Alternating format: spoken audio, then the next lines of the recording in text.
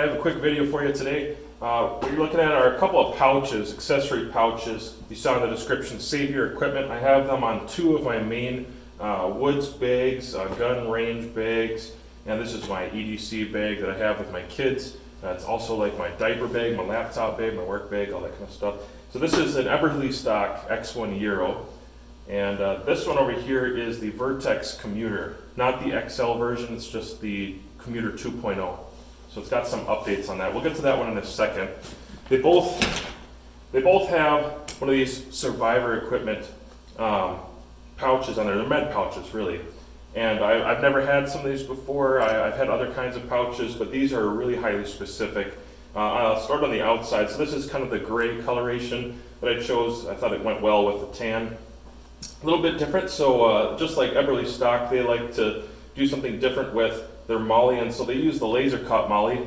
The only thing I'll say about laser cut is I'm not sure about water. I don't know if that makes it worse, like it sinks in more, and I'm in a snowy environment constantly, and so sometimes I think it traps more material in there. I could be wrong about that. Maybe regular moly webbing does the same thing, but it seems like it might soak up just a little more, doesn't allow it to exfil and get out. It depends on the durability and quality of Cordura that you're running too. I think that's part of the equation, but it's useful enough. I don't really like adding pouches on top of pouches, and so I don't use this much other than, like, you know, I guess some guys would like throw their chem sticks in there, or a pen or a marker or zip ties or something like that. I don't use those a whole lot anyways on a small pouch, but it's there if you need it. So from the outside of the bag, you're actually attached by moly to the bag with multiple attachment points. It's real solid, it's very firm, it's woven in pretty well. And then on top of that, there are D-rings on top. If you just wanted to hang the platform itself off of something, this is a tearaway, and I'm going to show you that in a second. There's a handle which is connected to your actual bag, and then for some reason, and I don't know how to feel about this, you have kind of a redundancy of clips here. This clip right here is attached to the tearaway panel. That's going to stay housed on your bag, your main bag. And then you have also a Velcro portion here, which I guess just keeps the bag from being opened easily or something. I don't. This one's kind of confusing. I'm not sure what the purpose of this Velcro flap here is. I find no use for it myself, but it's not a big deal. It actually doesn't really get in the way. I just kind of put it right there like that. And so the way that these med pouches work, and this makes sense on my range bag especially, is there's usually a handle like this, there's a panel, and you just pull it off like that. And there's a good piece of double-sided Velcro there. It's kind of the older school style of Velcro. I know that there is a newer type of hook and loop system that sticks a lot more firmly, and I think you probably want to stay away from that. I don't think that you want that newer style Velcro on something that's supposed to come off. The newer style Velcro is actually so firm it would be hard to get it off, and you want medium resistance. Again, the redundancy of the clips, I don't think this is going to just fall off. Even if you're on and off pretty regular, I think you'll have an ability to keep it retained on there. So anyways, here's your panel, and on the back side, obviously there's nothing other than this. But on the inside, I'll go ahead and reattach this. And reattaching it, you just want to make sure it's firm on there like that, and you're good to go. This is one of the style that I would say you probably would want to run a couple retainers through here, and you could. It's got the loops for running a retainer system. If you've seen the hinged kind, we'll see that in the next pouch right now. This is just my gun bag. And this one flips all the way down for me. This is kind of the way that I like to run it, because there's some less necessary things down here and primary things up here. So starting at the top, this is redundant because I always have a knife on me anyways, but I carry a fixed blade. Like I said, I'm always in snowy or cold conditions. This is a hiking backpack for me too, and so I suppose I just like the redundancy of having a fire starter, some birch bark, and a blade. And it's a K-bar piggyback if you're curious about that. That's the first item in there. Then inside there is a large pouch here where I just used them up, but normally I keep some hot hands or like body warmers, actual body warmers inside here, the 20-hour ones. Those are pretty much the only ones worth purchasing if you're curious about that. don't use the hot hands little pouches. The full body warmers are the only thing that makes sense. I have a rat's tourniquet. I like orange, so I went with orange, and it's really easy to see, and actually it's just barely raveled up. It's very easy, like anybody could use it on me. It wouldn't be hard for them to take it apart. I've seen some guys wind them up so tight, like you're gonna be finagling that thing, and if you have to, I mean, God forbid, if you had to use a rat's on yourself, you're gonna have a hard time cutting off all bleeding altogether, I think. And I've tested these on myself quite a bit, and ratcheting it on yourself is kind of tough. So if you got bad limb, especially, and you're trying to run this thing on yourself, you don't want to have to be untangling it from being really tight. So I keep it nice and loose in here, easy access, and bright coloration, because I want people to be able to see it in case they have to use it on me or I use it on someone else. Next, red marker, permanent marker, a pen. I have some gloves in here.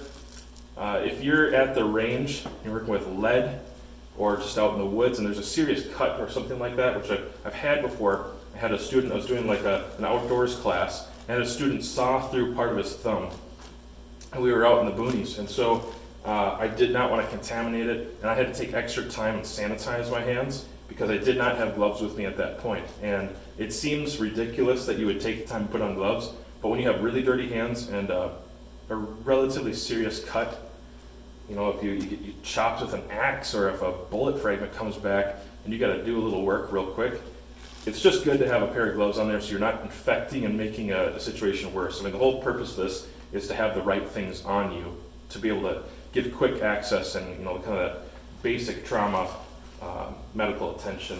Further, I have a pretty healthy kit of gauze.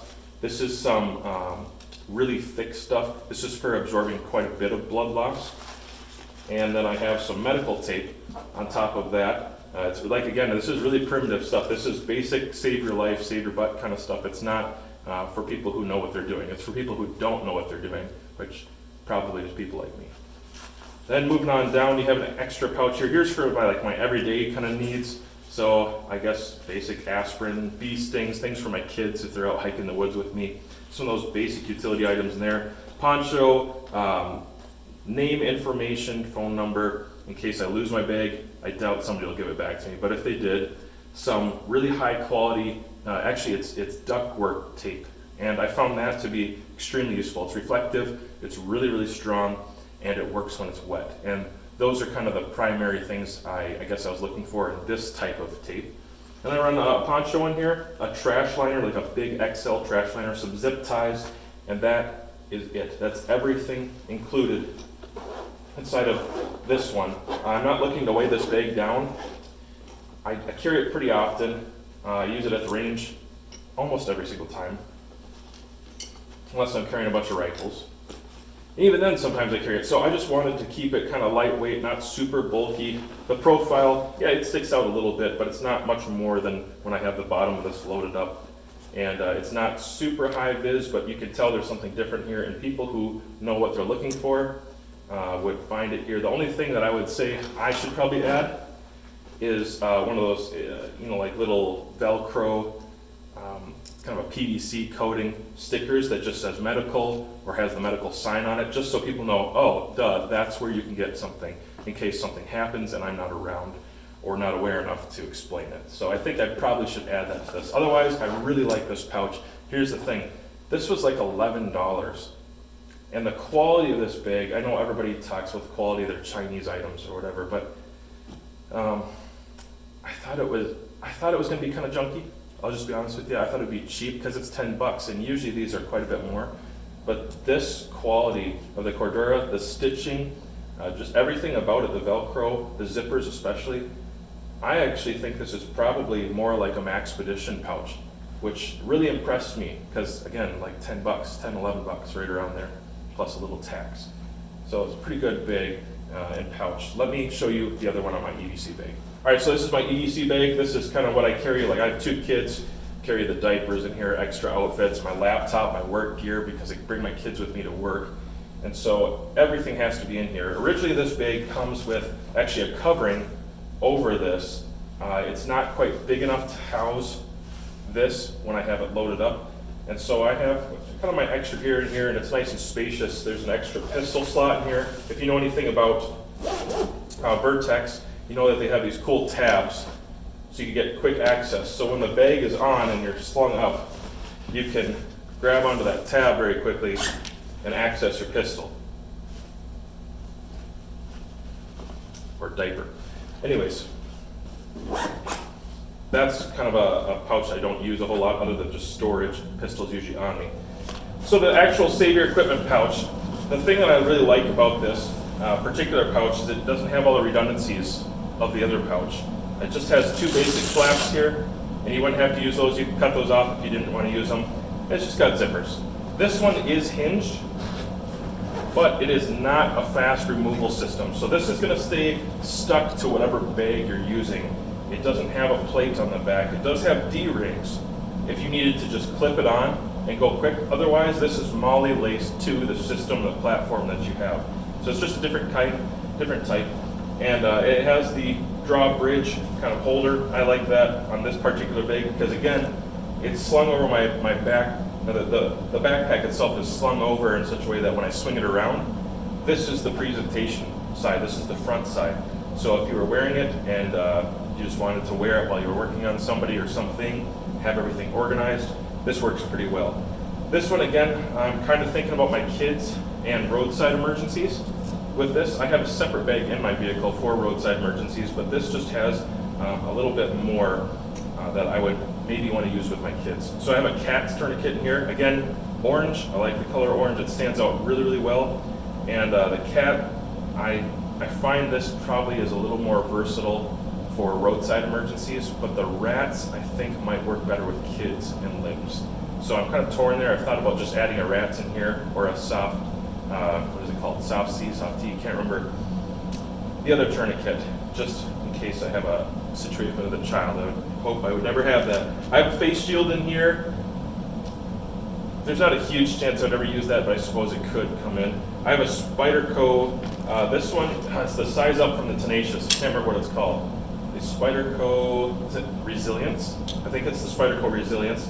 Never even used it. Basically had bought this when Walmart was liquidating a bunch of Spyderco stuff for super cheap.